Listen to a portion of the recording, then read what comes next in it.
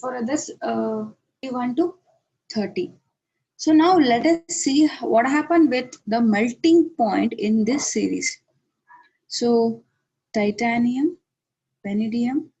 So we used to left these two because of the stability. Okay, chromium, then manganese, iron, cobalt,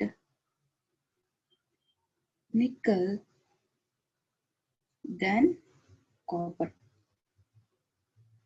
So I'm just linking this. So it's your melting point curve. So that is versus atomic number. Okay, atomic number. So what happened with this trends? So yesterday they asked me, tell me about trends. So trends means to say this is a differ in their properties. So for example, if you are taking a melting point in the property and the so that is considered as a trend. Like for example, if you are seeing the third group or third period, so according to that period, what happened with the property what you are selected? Okay, ನೀವು select ಮಾಡಿರುವಂತಹ property ಆ according to period ಅಥವಾ group ಅಲ್ಲಿ ಯಾವ ರೀತಿಯ changes ಗಳಾಗ್ತಾ ಇದೆ ಅನ್ನೋದೇ trends. Okay, it is not like what you read in your first year, like we are going to see the 3 elements group is called a trend. That is not here. It means to say trend rule, we are just seeing the fluctuating points, like how it will change. Okay, titanium is showing this one melting point. What about chromium? When chromium is compared with manganese, what happens? So we are just comparing the one element to other element by taking one of its physical properties. That is called a trend rule. Here, this is a graph of trends in melting point. Okay, melting point of transition series. Okay, na? So this is the point over here. So now we are just comparing, like the minimum melting point showing elements are in this series is manganese and copper. So you should, by knowing this graph, you should know 2 points. Which one is the maximum, which one having a low. So the maximum, first we are saying a lower melting point, it's of manganese and copper. So high melting point. So here when we compare with all the things, so this cobalt, iron, that is ferrous, and vanadium almost in the same zone, but chromium it's showing higher than with the comparing with other elements. So high melting point is your chromium. Okay, is it clear? So by analyzing the graph, you should write which one having more melting point and which one having less melting point. So now I am asking, like if the melting point seems to be high, what happened with your boiling point? So melting point ಜಾಸ್ತಿ ಇದೆ ಅಂತ ಅನ್ನೋದಾದ್ರೆ, so when you just comparing the melting point with your boiling point existence, for example, if any one element, suppose I'm taking the example of chromium. So chromium having a high melting point. So what happened with their boiling point? Does it also increase or it's reverse of it? What happened with this? So if melting point is high, it seems to be boiling point also high, because you just see one logic is there. If you start keeping one ice and you start raising the temperature, first it melts, then it continues to boil. So that's why if any substances or any element, if it takes high melting point, then it should take high boiling point. And if it is low, and that is also low. Like that, these are directly proportional. Melting point and boiling point seems to be proportional in your metallic conditions. Suppose if the metal having an covalently bonded structure, okay, so that seems to be stronger. So if the bond is strong, so the bond tends to be stronger, then it means to say either it may be melting or it may be boiling, the bond should break. So if the bond should break, it required more number of energy. That is called it as high boiling and melting point. So the simply we can say what do you mean by melting and boiling point means to say the bond should break and the intermolecular force of attraction between the molecule should become looser. Then only the substance or element first it will melt, then it will boil. So what do you mean? What is the inner source of this melting and boiling point is to say just a simple thing. It used to break the bond and intermolecular force should be high. So if these two things happen, then we can say the melting point and boiling point whether it is high or low in the given element.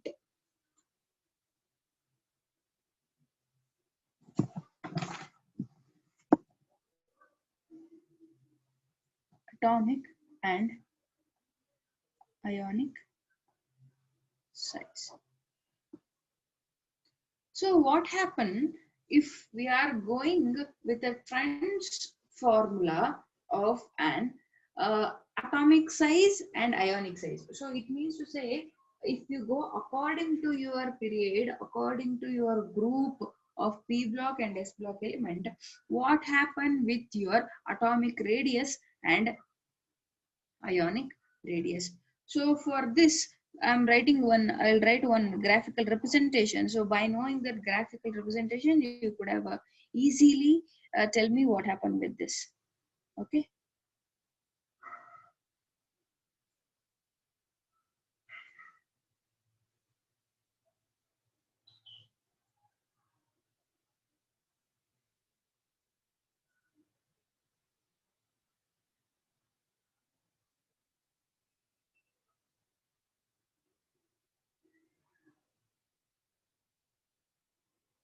Okay. So just I'm giving one series example. So if you want, you can give the 4 series examples also. So from the 3rd period to the 7th period. So you can give example for it. So now this is the graphical representation of your trends in atomic radii of transition elements. So this is what happened. We are just comparing the one element present or taking its own atomic size or ionic size, and we are just comparing with one to other. So as I informed you in yesterday's class, so if the atomic number is keep on increasing, if the atomic number is increasing, okay, atomic number increasing, what happened with your atomic size?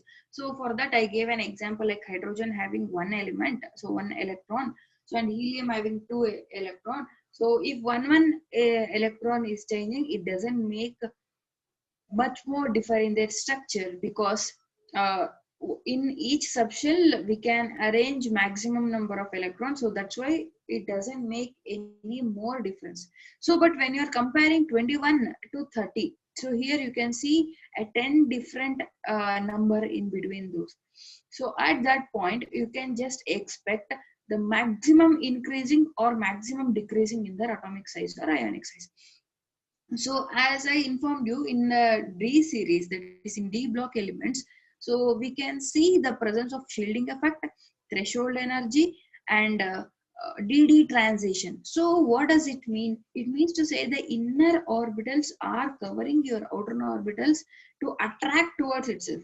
So that's why what happened, your atoms are going to be lose its own electron, so that's why it can easily convert into ionic state. So that's why we are just comparing the atomic size with your ionic size. So like that, after some time, if the size are going to be keep on increasing, so threshold energy also doesn't work.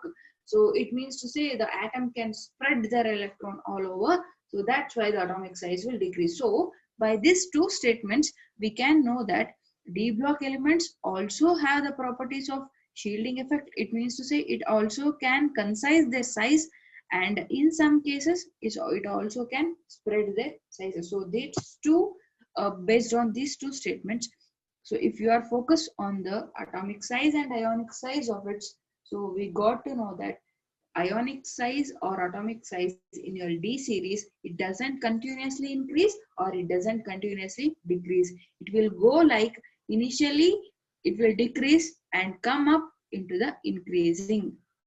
So by all this, ಇದೆಲ್ಲ ಹೇಳಿದ ಏನ್ ಗೊತ್ತಾ, D series ಅಲ್ಲಿ ಒಂದು shielding effect ಕೂಡ ಆಗುತ್ತೆ.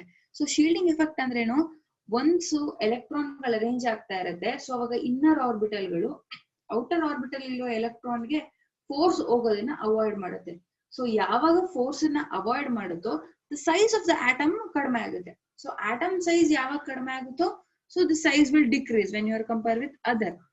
So ಹಾಗೇನೆ atom size ಮತ್ತೆ ಮತ್ತೆ ಜಾಸ್ತಿ ಆಗ್ತಾ ಇರಂಗೆ ಶೀಲ್ಡಿಂಗ್ ವರ್ಕ್ ಕೂಡ ತುಂಬಾ ವರ್ಕ್ ಆಗಲ್ಲ.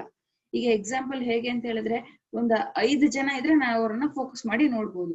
If it seems to be 50, so I can give time for each of its as equal. ಸೊ ಮುಂದೆ ಇರೋರ್ನ ಸ್ವಲ್ಪ ಗಮನಿಸ್ತೀನಿ, ಹಿಂದೆ ಇರೋರ್ನ ಅಷ್ಟೊಂದು ಕರೆಕ್ಟ್ ಆಗಿ ನೋಡಕ್ ಆಗಲ್ಲ, ಇಲ್ಲಾಂದ್ರೆ ಮಿಡ್ ಝೋನ್ ಅಲ್ಲಿ ಸ್ವಲ್ಪ ಹೈ ಡಿಫರೆನ್ಸ್ ಇಂದ ಮಿಸ್ ಆಗ್ತಾರೆ. ಸೊ ಫಾರ್ ಈ ತರ, so because of this reasons shielding effect atomic size ತುಂಬಾ ಇನ್ಕ್ರೀಸ್ ಆಗ್ತಿದ್ದಂಗೆನೆ we can control.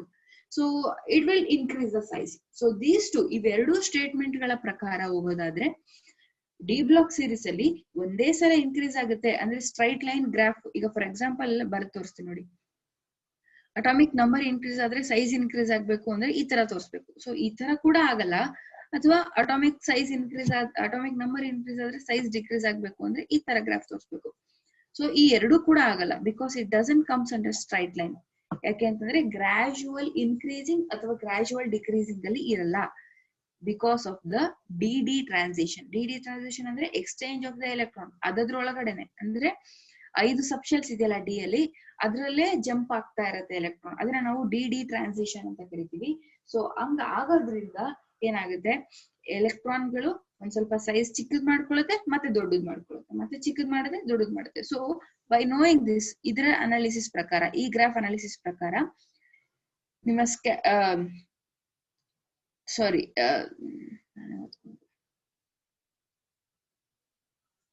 Just a second. Okay, atomic size ಯಾವಾಗ ಇನ್ಕ್ರೀಸ್ ಆಯ್ತು ಅಂತ ಬರುತ್ತೆ, so it means to say radius also will increase. So by this cadmium to manganese, it going to be lower, so decreasing. So from cadmium to manganese, the atomic size or radius size will decrease because of the more shielding effect. More shielding effect. For example, you can write it as from 21 to 25. Okay, 21 to 25, because of the increasing in their atomic number, shielding effect is high. So that's why from cadmium to manganese, atomic size or radius size will become less. That's why the graph will go down. So this is a decreasing graph. So as soon as manganese and iron, well, ferrous, manganese and ferrous, this comes to equal because of the difference in their one atomic number. So it's 25 and 26. ಒಂದೇ ಒಂದು difference atomic number ಇರೋದ್ರಿಂದ ಅದು almost same ಬರುತ್ತೆ. Then from ferrous it's just start increasing in their atomic size because threshold energy are your shielding effect will become less. DD transition will occur, so electron get jumps to outside. So that's why atomic size increases. Atomic size increases leads to the increasing in their ionic and atomic radius also. So from iron, that is ferrous to zinc, it will increasing in their atomic radius. Okay, these are a graphical representation of your trends in atomic radii of transition elements. Okay.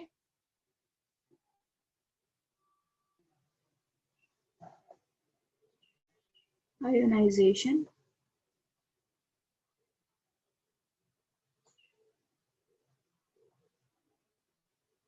Enthalpies. So what do you mean by ionization enthalpy? First of all, so it is an changing in the ionic condition. For example, ionic state. Okay, changing in the ionic state with an one referral condition or with the system. What happened? It means to say, if you are if ionic size or ionic number, ionization number, if it increases from +3 to +7, so what happened with in the series of DD transition? Does it affected by any threshold level, or does it any bond will activate, or does any series like increasing and decreasing nuclear charges will take place. So what happens? So that is called ionization enthalpy. Ionization enthalpy means we are studying the changing in their ionization state according to your series. So let us see the enthalpy change in your series. Cadmium, titanium. Why I'm taking this example? Because the words are more familiar and you can just remember out of it. So this will remain same for all other three series. So this one only some having a peculiar kind of thing. Okay, then we'll write a enthalpy change. This is enthalpy delta H naught 656, 650, 653, 717, 762, 758, 736, 745, 906. So you can just see, and one more thing. Do you know how to write or how to analyze the uh, oxidation number, like ionization number of an element? Like for example, titanium plus 2, cadmium plus 2, vanadium plus 2, chromium plus 3 to plus 7, manganese plus 2, iron plus 2 plus 3, cobalt plus 2, nickel plus 2, then copper plus 2, zinc plus 2. So how can you analyze the oxidation number or enthalpy of it? Can you able to tell me? Okay, simply I'll ask you one more thing.